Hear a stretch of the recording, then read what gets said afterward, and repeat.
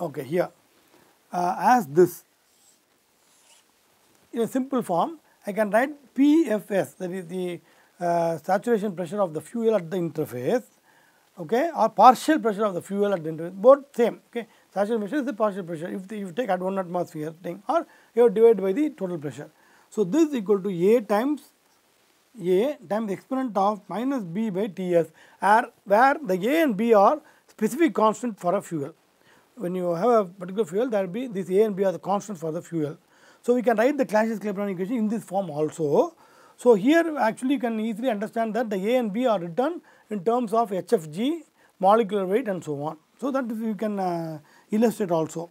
So now when I write the Clausius-Clapeyron equation, PFS equal to A into exponent of minus B by Ts.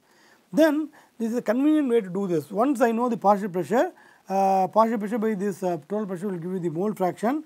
Then mass fraction is got by finding XFS into molecular weight of the fuel divided by molecular weight of the mixture. A molecular weight of the mixture is calculated again here like XFS into MF, that is the mole fraction of the fuel at the interface into molecular weight of the fuel, plus 1 minus mole fraction of fuel is nothing but the products into molecular weight of the product. So if I do this and substitute back, I get mole fraction to mass fraction. So once I do this, then these can be combined with the So for example, this equation can be combined. This Clausius-Clapeyron equation, then the definition of the mole fraction, mass fraction, molecular weight of mixture, etc., and I get this equation. Here you can see that clearly that P is known here, Ts is not known, and YFS is not known. So that will be the equation I. So now I am relating Ts and this the thermodynamic equation will only relate Ts and YFS. So that we have achieved here. In a simple way I have done this here, so you will see that there are 5 equations E, F, G, H and I, and we can simultaneously solve it to find the unknowns YFS, Ts, RF, TF and M dot F, 5 unknowns. But actually this equation is very complicated, exponential variations are there in this equation. So what we will do now, normally to simplify the problem, we will only take the F, G and H. So the unknowns in the F, G and H we will again see quickly. If you take the equation, F as unknown M dot F and RF, then G as unknowns I have written here MF, TF, TS and RF, then H as M dot F, TS, TF and RF. So you know this, so now in this I will select 3 equations, that is E, F and G. I can solve 3 variables, correct? So if you take the common unknowns are there, for example in this E,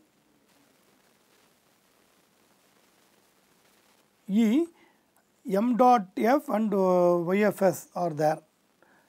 M dot F, so 2 unknowns here, M dot S and YFS, and F, E I will leave it, so F I will take first. F is M dot F and RF, and here G as M dot F, RF plus 2 more TF and TS. So actually go to the next one, GH, H as M dot F, RF, which is unknown in both, and the TF is the unknown generated to this. So that's the 4th unknown TS. So if I guess the value of TS, then I have 3 unknowns. What are they? M dot F, TF and RF. So I will guess the value of, say in 3 equations A, E, F and G. See, we will take 3 equations basically, okay, not this, in this F, G and H I take, okay, F, G and H. In F I have unknowns of M dot F or F, then here I have M dot F, RF, TF and TS, and here also I am getting the same. So I have 3 equations in which there are 4 unknowns. Okay, so now please see this. we have generated all the 5 equations here, but the complication is simultaneously solving all the equations will be complicated because of the exponential nature of these equations, especially that of I. So, what we will do is we will take the equations f, g and h. Okay. So, that is I will just show you quickly. F is here, which will relate the RF and MF. So, the unknowns here are RF and MF, and I go to the next equation, which is here G, which has 4 unknowns m dot f, TF, TS and RF, and again H has the same unknowns m dot f, TS, TF and RF. So, now you have m dot f, RF, TF, three you can solve basically. Using these 3 equations, 3 you can solve, and but Ts has to be guessed. So, what we will do is we will assume the value for Ts and solve these 3 equations to get other unknowns m dot f, RF and TF, correct. So, that is what we are trying to do here. So, this solution is got by assuming a value for Ts. When I do that, I get expression for m dot f as this. So, again you can see the similar expression I am getting what we saw in the evaporation.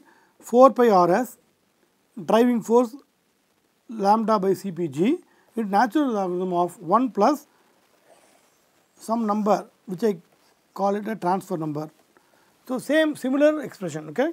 4 pi Rs driving force lambda by Cpg, which we have seen in the heat balance equation, plus 1 plus B number. Now, please understand in this B number Cpg into T infinity minus Ts by HFG, that was used for evaporation. Okay. Now, also we can see that this may be negligible, Q dot L can be negligible. So, in that case, no, this additional term you see that is coming due to reaction. So, that means not only the heat transfer from the ambient to the surface, it is now the reaction that also generates a higher heat source for you, that is the flame temperature is created here. So, this B number again ratio of the heat which can be transferred from the ambient, which can include a flame like this and to the surface, and what is taken by the droplet. So, this is a transfer number basically. So, the mass burning rate is still the same similar way we can write 4 pi Rs lambda by Cpg into natural logarithm 1 plus BOT. I say BOT because this transfer number is got by combining the oxygen conservation and the temperature. So, I get this. So, this is a famous B number which you can use for the combustion problems. So, this is one. Second is flame temperature. So, please understand this is kept as equation J, and flame temperature is, again you can see this, the heat which is taken by the droplet whether for phase change or for the internal heating, divided by Cpg into 1 plus S into S of BOT, again BOT comes into play plus Ts. So, this is a positive candidate which is added to Ts to get the flame temperature. Please understand, in order to predict the flame temperature properly, proper values of the BOT and CPG. BOT basically involves a lot of properties here. So, we need to properly evaluate the again CPG properly should be evaluated. CPG is the only main property here, and also the QIL, okay, if it is not 0, how will you evaluate the QL is also a big question. Normally what we do is we can take this as mass of the droplet, whatever be at a given radius, we know what is the mass of the droplet into Cp into C of the liquid, into we will say surface temperature to internal temperature TO. It's called a skin model. Okay, skin model. What we assume here is the surface is a Ts, and leaving a small portion, the bulk of the liquid is at a temperature of TO. So, this is called skin model. When I use that, I know the heat specific heat capacity of the liquid into mass of the droplet at a given radius into Ts minus TO. If I do this, I can account for the Q. Okay, this is actually Q dot interface to liquid. Okay, so you can do this. This is one of the way I can do this simplified way, or you have to solve a differential equation within the liquid to solve for the conduction within the liquid to solve for the temperature distribution. Okay, the thin skin model can be used. So only a thin portion surrounding the surface will be at Ts. Other than that, everything will be uniform. Bulk temperature T0, so that heat transfer can be accomplished. So as the T0 increases slowly to Ts, then the Qi to L will tend to 0. So this is another expression which we get. Similarly, the flame radius, again you can see that the flame radius depends on the stoichiometric air fuel ratio and the B number. Rs times some Rs into some times. So it is sometimes few times the droplet diameter. So these are the equations which you get. These are the three unknowns which we solve basically. Okay, by solving the H, the three equations F, G and H. Okay, then but here what we have done, we have assumed value of Ts. That's the only issue. So this they may not be accurate until you resolve Ts. Other two unknowns are what? The interface quantities. Until we resolve these two, these cannot be accurate. Okay, so because we have assumed the value of Ts and easily solve for the other three unknowns m dot f, Tf and Rf. Now we have to correct Ts value based upon the coupling between Ts and YFS. That's what we are trying to do here. So here what we do is YFS fuel mass fraction of the droplet surface can be written like this. Okay, now again I am using the fifth equation to do this basically. Okay, or one of the equations to do write this. Again, this is not accurate here. So now what I will do is these are obtained from the guessed value of Ts. So now Clausius-Clapeyron equation will be used to get an improved value of this. What is Clausius-Clapeyron equation here? This equation I. So this will be used, equation I will be used to get the improved value of Ts. Now when I say YFS and Ts, that's the relationship here. Once I know YFS, I can calculate Ts here. So I have calculated using M, I have calculated the value of YFS. Now I substitute YFS here and calculate the value of Ts here.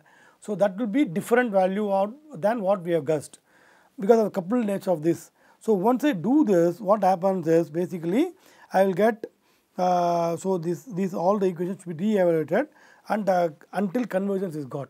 Okay, what we did for the evaporation when we coupled that Bt and By and got the Ts and YFS value. Similarly here we have to couple the Ts and YFS properly and get this. We have two more equations. These two more equations, one equation is coupled here basically. Then one more equation is the equation I. So the equation I is used to improve. Equation I is used. This is the Clausius-Clapeyron equation to improve the value of Ts. And once you get a iterated value of Ts, substitute back and get the values of this J, K, L, M, which are the solution. And now you will get the iteration. So slowly, if you vary these values, finally you will not get any more change. Okay, the Ts value, for example, got from the previous iteration, say n minus 1, will be almost same as the value of Ts got from the current iteration, or the change between the Ts value at the current iteration minus that on the previous iteration will be less than say 10 power minus 6, something like that. So we can say that it is converged. So once it is converged, then we can say that is the equilibrium temperature, corresponding mass fraction is YFS and the solution is given here for the mass burning rate, flame temperature and Rs. But very critical is the evaluation of CPG and lambda. So CPG and lambda are the values which we have to carefully take and put it here. So to get the values of lambda and CPG are the values. You have to properly take at what temperature etc. you take this, that will govern the solution. Okay, so we can see that once you get the convergence, you get proper values of all the quantities. The unknowns what we wanted was where YFS, Ts, Tf, Rf and m dot f. So you got all the values. Now one more quantity which is interest of us is this burning rate constant. the evaporation rate constant was seen previously. Now burning rate constant K, which is the same thing, like for example 8 times lambda divided by rho L Cpg into 1 plus BOT. Okay, this is a similar expression what we get, and you can, as I told you, d square law is valid here, because only leaving up the initial ignition part or the final extinction part, etc. For 80 to 85% of the droplet rate's lifetime, the burning rate will be this will be a constant. So we can get the burning rate constant also in this. But this is the burning rate which is a constant which is got at the spherically symmetric condition, that is stagnation condition. So in a spray, a droplet will be actually moving. So there will be relative velocity between the droplet and the surrounding air. But when this model will be applicable only when the droplet has reached a almost stagnant condition, and also this is separated from the other droplets. So isolated droplet burning in a stagnant condition. So that will be the solution what we have got so far. Now we can try to extend the solution to the convective conditions. Okay. So for example, if there is a relative velocity between the droplet and this, for example, the atmosphere, ambient. Okay. So for example, now the droplet can have a flame like this. Okay. Now the air can be like this, or a droplet can move in this direction, or the air can move in this direction, and a flame can be formed like this. Now please see that there is no spherical symmetry for the flame, but still here the droplet can be assumed to be spherical because of the low Weber number. It can be spherical. Droplet can be spherical, but the flame surrounding the droplet may not be spherical because of convection. But there is no theoretical solution possible for this, but we can correlate the value. So what basically the convection does to the burning rate, that is to enhance the burning rate or evaporation. So both evaporation, because if more evaporation occurs, then only burning can be improved. So both the burning evaporation and the burning rate are increased due to convection. Okay. So if you have a spherically symmetric evaporation or combustion, you will have only diffusion dominated transport here, but here convection comes in favor. So when there is a convective transport, then the heat transfer and mass transfer processes are enhanced. So we can take into account of, say, Sherwood number, which is nothing but Sherwood number is SH, which is the convective mass transfer coefficient. So HM is convective mass transfer coefficient, and that into diameter of the droplet divided by the diffusion coefficient. D is diffusion coefficient. So this will tell how much the mass transfer has been enhanced. So if you only have diffusion dominated, you can see that the driving force was rho into D alone for the evaporation. For the when there is only diffusion, a spherically symmetric stagnation environment, the only driving force was rho D. Now if you take into account of convection, the convective mass transfer coefficient also will come into the play, and that the strength of the convection will be determined by the non-dimensional number called Sherwood number. Okay. So the effect of convection is to increase the burning rate or evaporation rate. So like we considered the Lewis number equal to 1, we can also consider Nusselt number into play. Now convective heat transfer coefficient, because please understand, as I told you, both mass transfer and heat transfer are enhanced.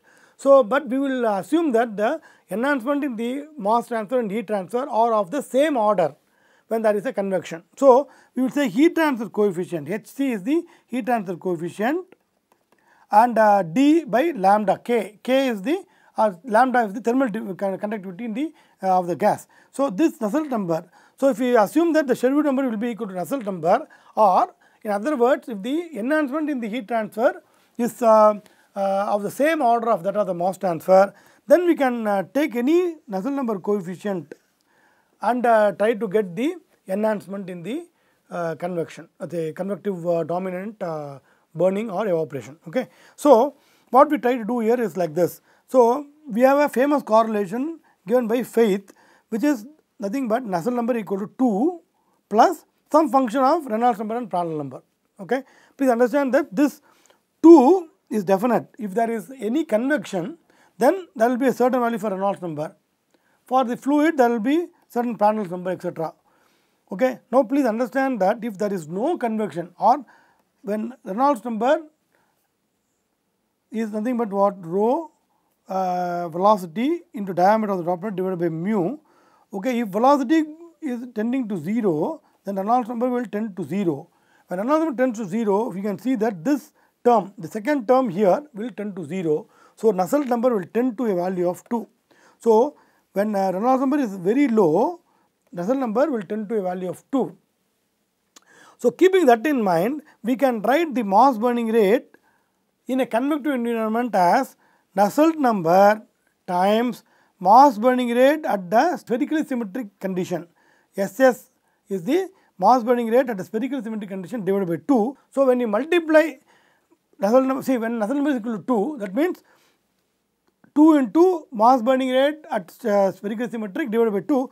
So, mass burning rate will be equal to the spherically symmetric mass burning rate. When there is a Reynolds number which is not 0 or not close to 0, it is higher value, then the second term will wake up and we will have a higher Nusselt number, say 10, 15, something like that, or maybe more than that. In that case, you will see that the Nusselt number effect will bring in more mass burning rate compared to that of the spherically symmetric regime.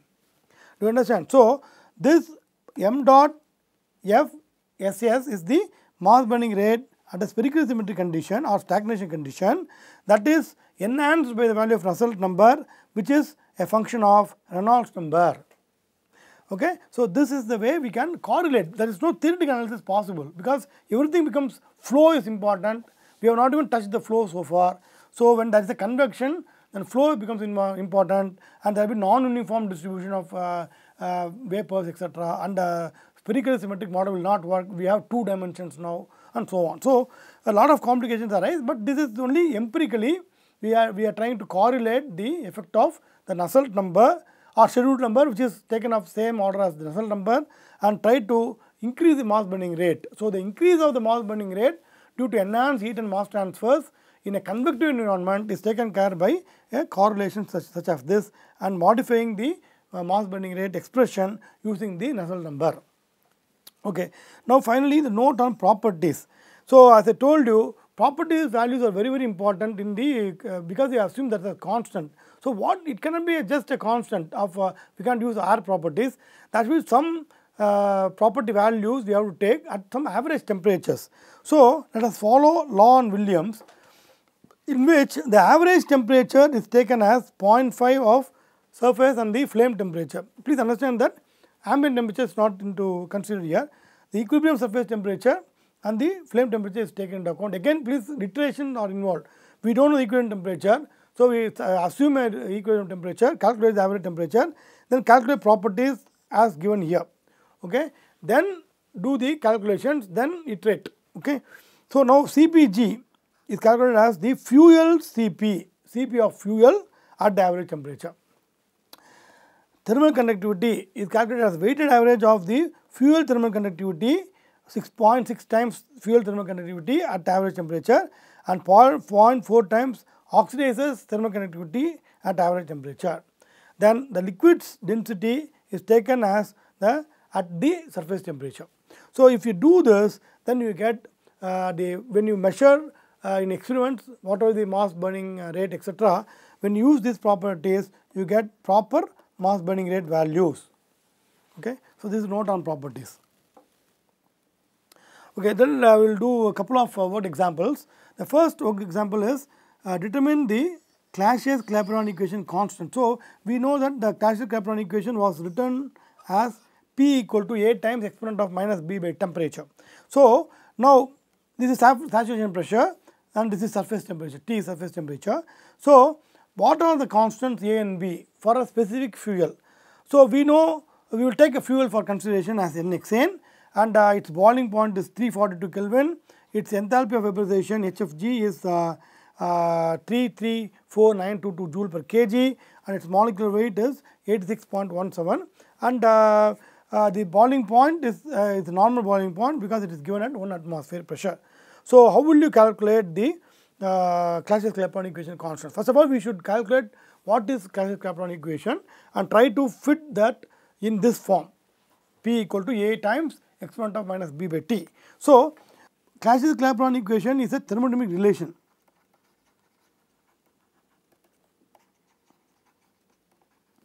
Okay. Now, if we see this ensures a local phase equilibrium, liquid vapor equilibrium, VLE, vapor liquid equilibrium. So, liquid is represented as F and vapor is represented as G. So, now as I told you, when there is an equilibrium, the Gibbs free energy should be the same. That is, we have already seen that dG tends to 0 or equal to 0 at equilibrium, correct?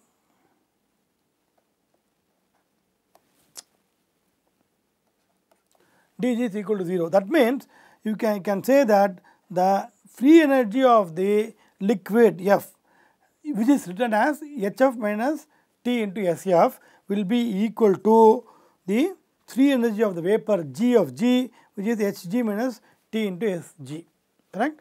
So, now not only this, any small change in the Gibbs free energy of the liquid will be same as, for example, if some molecules leave the liquid to the vapor. So, that means there is a small change in the Gibbs free energy of the liquid. That change should replicate in that of the magnitude. Basically, the magnitude of this change should replicate in that of the vapor also. So, this also should be obeyed. So, when you take this into consideration, dG can be written as V dP minus S dt. Please, as I understand, as I told you, G is a function of, so G is a function of P and T. So, now dG can be written as dou G by dou say I will say T at constant P into dt plus dou G by dou P at constant T times dP. Now, this term dou G by dou T at constant P is nothing but minus S, and this term dou G by dou P at constant P is nothing but small v, the specific volume. So, when you do this, you get this dG as this. So, now try to write this dGF as Vf into dP minus Sf into dt. We know that G is a function of P and T, Vf into dP minus Sf into dt, which is equal to Vg into dP minus Sg into dt. So, now I rearrange dP into Vg minus Vf, that is the, this is what? This is the volume, specific volume of the gas or the vapor and the specific volume of the liquid.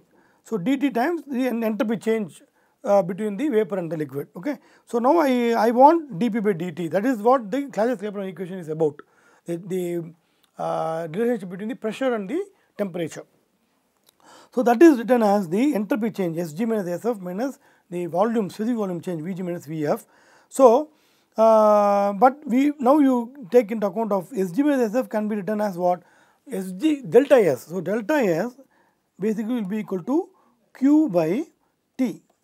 When T is constant, basically when the phase change T is constant. So, this Q is nothing but the latent heat, that is HFG. So, this is nothing but HFG by T. So, HFG is Hg minus Hf by T. So, that is Sg minus Sf. So, when you substitute this, dP by dt can be written as Hfg divided by T into Vfg. Vfg is nothing but Vg minus Vf. But you know that the specific volume occupied by the liquid is very, very low when compared to that of the vapor. Okay. So, that means I can neglect this Vf, and Vfg, the Vg minus Vf can be only written as Vg. Okay. But if you take ideal gas, which is the problem in hand, ideal gas, Vg basically can be written in using the equation of state, that is Pv equal to RT. So, Vg equal to RT by P. So, I combine everything and write the equation. This is the Clapeyron equation in the differential form. dP by dt equal to P times Hfg by R into T square. So, now I separate the variables and try to integrate this, that is ln P equal to minus Hfg by RT plus C. Okay, this is the equation I have. So, now I want to fit this P as some A into exponent of minus B by T. So, that is what we are trying to do here. So, ln P is written like this, minus Hfg by RT plus C. So, P will be equal to exponent of C into exponent of HFG by RT. So this is of the form A into exponent of minus B by T. So now we can see what is A. A is exponent of C and B is HFG by R. That is it. So now we evaluate. So for the given liquid hexane, you know that exponent of C is exponent of this HFG by R T boil. So write this and calculate A. Similarly, HFG by R, calculate this. That's it. Okay. So exponent of C is nothing but this HFG by RT, exponent of HFG by RT, RT boil. So now you have to apply the boundary condition to get this. Okay. So you know this expression. So now in this expression, you substitute 1 atmosphere to the left hand side and boiling point to the right hand side. Then you can know the unknown constant C. So now exponent of C can be evaluated as HFG by R into T boil. You know HFG, you know T boil. Now R is nothing but RU by molecular weight. Molecular weight also is given. Okay. So in this equation, C is an unknown. So to calculate this C, you have to substitute the boundary conditions, which is nothing but at 1 atmosphere, the boiling point is given to you. So use that temperature and the pressure here to get this expression. So that will give you the A value, which is exponent of C. And B value is HFG by R, which is known to me, that we calculate. So this is the Cauchy-Riemann equation. As I told you, I can also write in this form. Okay. So this is the first example. So you please understand that writing in this form and in this form, okay, P equal to A into exponent of minus B by T. This is an advantage, like we can simplify this instead of writing in this way, we can write in this. So P sat equal to P into exponent of something will come. So instead of writing this, but both are same, equivalent. Okay, now the final example what we will see today is the mass burning rate of 1 millimeter diameter NHCN droplet. Now burning in air at atmospheric pressure. So now what is given is no heat is conducted into the interior, that is Qi to liquid is 0. Okay, and the droplet temperature is equal to the boiling point. Very simple. So this is a very crude assumption what we make. Actually Ts, when Tf is very high, so Tf is very high, Ts tends to Tb and Yfs tends to 1. So these are the assumptions we make, correct? This is already seen, T infinity going to infinity, Yfs will go to 1. So that assumption is invoked here. So here the temperature of the surroundings, which is surrounded by a flame, is very high, so that Ts goes to Tb, but it cannot exceed Tb. It will go towards Tb. So we are saying that it is equal to boiling point. Maybe actually in a real scenario, it will be say few kelvins below the boiling point. Now the ambient temperature is 298 Kelvin, but does not have any influence here. Only for calculating BOT we will use this. Now we need appropriate values of the properties as CPG and lambda, that is given here in this problem as at calculated appropriate temperatures. See, for example, if you want to do this problem without knowing these values, you have to first calculate TA. TA, which is nothing but 0.5 times TF plus TS. Please understand. Now TS is simplified for us. So TS is taken as T boil. So that is known. TF we have to calculate. So you have to again assume some values for TF. For hexane we can take adiabatic flame temperature, and since it is stoichiometric mixing, we can say TF as TAD at phi equal to 1. That we can take adiabatic flame temperature of hexane and air at say stoichiometric value, equivalence ratio value you can take. Then we have to calculate this. Then we have to use the Law and Williams correlations, to calculate the values. Once you do this, basically you will get the values of this. Okay. If I have a constraint that Ts, you calculate the equilibrium value of Ts, then you have to iterate. So the iterative procedure we cannot use manually. Doing that will be very cumbersome. Either you have to develop a MATLAB program or any program, or you have to at least use an Excel sheet to do that. Okay, now mass burning rate is a simple expression like this: 4 pi Rs lambda by Cpg ln of 1 plus BOT. Now we can see BOT is delta HC by S. Delta SC we have to take from the tables, NXN value table. Similarly, HFG also will take from tables. QL I2L is given as 0. CPG value is given. So there is no issue, you can take this. So 298 is given. This is boiling point. Boiling point is also can be taken from the tables for the hexane, correct. So delta HC this are taken from the HFG and delta HC are taken from the tables as 45101,000 joule per kg and 335 kilojoule per kg, and boiling points also taken from the tables.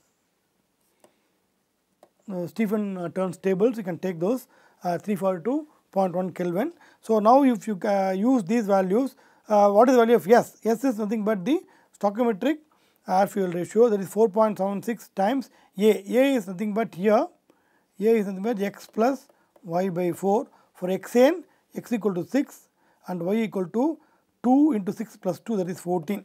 So when you substitute this, you get this value A, 4.76 A, 28.84 is the molecular weight of the air divided by the molecular weight of the fuel. So kg per kg of fuel, 15.14 kg per kg of fuel is S. So now you use this to get the value of B as 8.3 and mass burning rate as 3.93 into 10 power minus 7 kg per second. So that is the mass burning rate. Okay. So please understand this, the problem is heavily simplified.